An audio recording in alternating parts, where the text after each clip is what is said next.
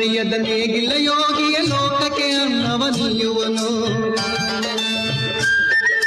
ಯಾರು ಅರಿಯದ ನೇಗಿಲ್ಲ ಯೋಗಿಯ ಲೋಕಕ್ಕೆ ಅನ್ನವ ನೀಯುವನೋ.